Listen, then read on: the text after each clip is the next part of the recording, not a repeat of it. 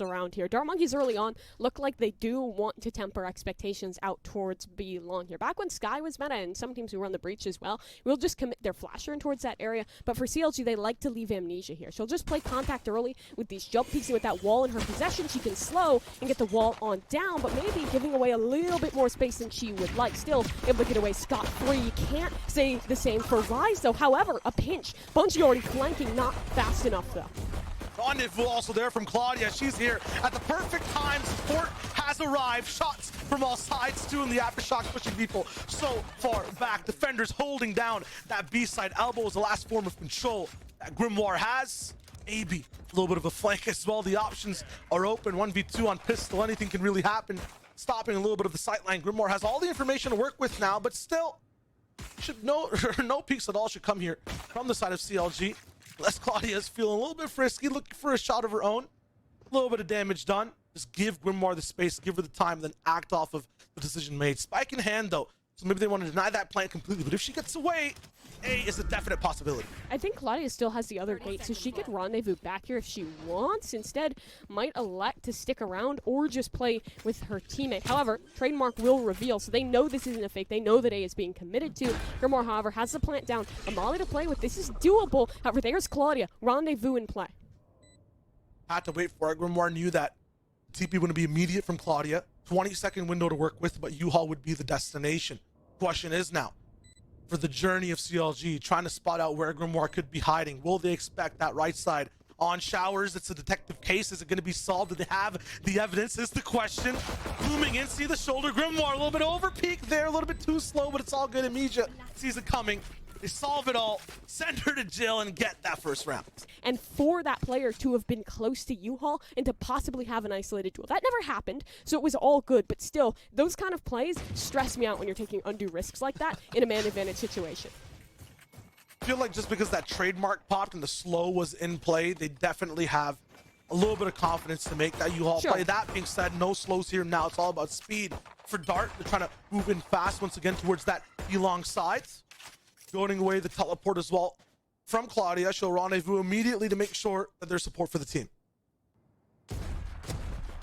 Claudia again taking these duels. She's confident. Feels like she is let loose again when playing on towards this chamber, and you can see it there. However, Dart Monkeys, they don't want any of that. We'll back away initially. Again, back to this pacing we saw in Haven. Slow in the mid-rounds, waiting for aggression to come on out, and, well, they've got it. There's your gift. Claudia puts a headhunter bullet straight into the head of Money. Trying to micromanage, putting smokes down, holding one of the hardest spots to hold in a Valorant match in general. On any map, Hookah is going to be too much for Rise. Too much for just one job, but now EMEA, late round, 30-second wall up against Pistols. Is going to be so tough to break. She spots two. Island is finding even more. The paint shells opening up a sightline of her own. And now EMEA just got left on her lonesome overall elbow at B. Plantas come down here. That's Autumn, so at least money invested on in. Man, disadvantage for CLG, and no one working on the extremities for this flank. What gets weird in towards the late round is there's a molly available, and off this smoke fade, there'll be a push. EMEA needs two here. Has the first, needs to get more. It gets awkward, and she loses out, so now just Han alone. That molly has already been expended, I believe, just flying through the air as we speak, and it will pop. Rounds over with that Han. She should not have any time. She should not have any health. And if she even has a chance, it would have to come down to the very last moment. Stun in towards elbow. Another flash available. She needs to stick this to half almost immediately, and she manages to do so, but the health just too far gone. A thrifty round to be picked up for Dart Monkeys. These later rounds when it is gun versus gun, because I really don't like having a solo Brimstone in towards that position. One Skybird, one Roomba, that Brim could get isolated alone. You're not a Chamber, you're not a Jet, not even a Raze. You don't have any utility to get yourself away, so it's a pretty big risk to be taken for a piece of the map that you're never really going to be holding on to. I don't think you really ever see rounds in competitive Valorant where that space is held onto for defense. At some point, they will concede, and if you die doing so, even if you've bought a minute off the clock, it doesn't really matter at that point. At that point, they'll have the slows for the drop. They'll have a wall up as well, possibly a trademark deep in there. My question for this round specifically, though, to you, Mimi, right? When you're just up with pistols, what is the goal for a team at this moment? So the round win is so difficult. If it's there, obviously you always want to win around. It's nice. What are some of the sub goals for a team to roll in with just pistols on this type of round for CLG? I mean, it's like a pyramid. First goal, get ults online. You can do that by dying. You can do that by getting orbs. You can do that by getting kills. Kind of next level up, get some kills, hurt the economy. That's never going to hurt. The third one, you're on attack, get that plant on down. Or if you're on defense, deny the plant coming through. They won't be able to deny it in this round, though. 30 seconds left. Do you like that from CLG, just following those rules, those steps? They go for that orb first. They stay in numbers to try to keep the overall chances strong. Bunnybee, they're just so good at breaking down the fractions, though. 3 taken out. Claudia now left on her own.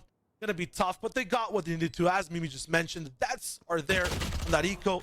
The alt orbs are online as well. Wondering who's so close on CLG to having that effect. We're looking at Han's ult specifically. That Rolling Thunder only breach on the map this time too. It's not going to be a mirror matchup. And on that attack, it's so helpful to be able to get that spike down and just isolate angles in towards the post. I think this is one of the maps where Sage can find the most value, and in this round, it's just going to be an execute here over towards A, Brim ult in towards U-Haul, but that was right into. CLG had no one playing there. They're committed to the retake play.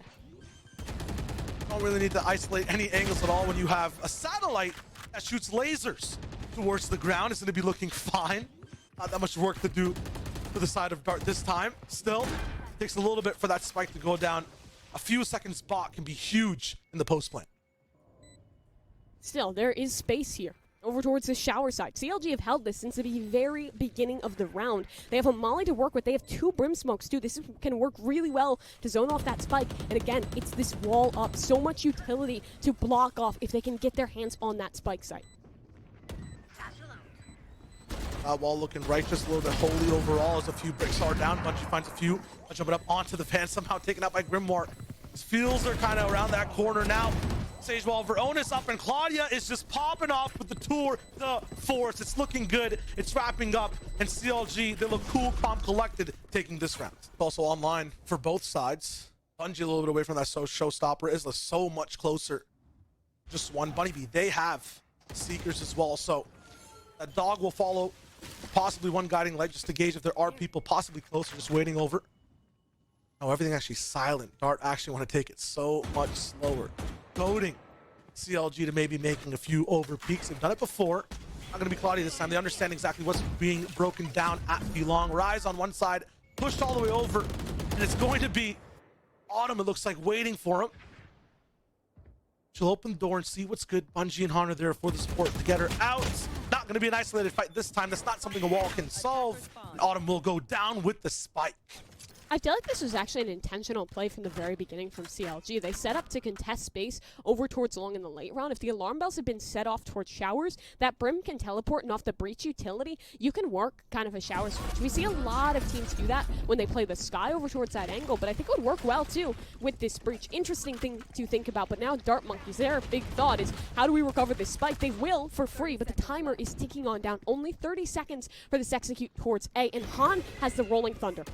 Han has the Rolling Thunder. Han has also used such good utility to deny information from the Seekers, and I get tongue-tied as Grimoire takes one of the most daring and bold peeks onto Han, finds her. That's going to be so unfortunate. Now the round kind of split in half. Now the space also completely taken away by an orbital strike. That spike, though, still committed, was just outside that range.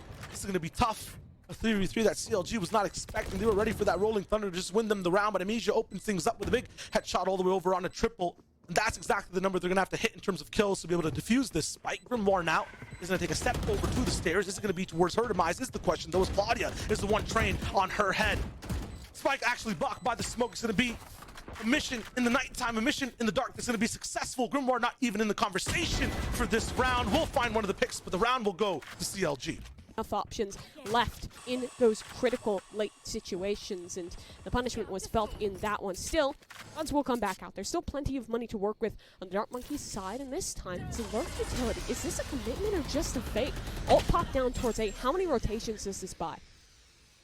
It's about to get spooky. I love Viper Spits so much when they're in play this early. It's switching things up completely for the side of CLG. You're asking about rotations. There comes one. And there's not a rendezvous set up to get back to B. This is going to be a commitment from Claudia It looks like one player controlling 3 destinies, and at the same time, fault line shock, big bop. It's Bungie in the skies with a showstopper and a spray. The prey with 2 doesn't matter. Reality's there with Han as well. It's a reversal on the side of Island. This is gonna be so tough. Oh no, done. CLG has that wrap up. The combinations are too good on their side.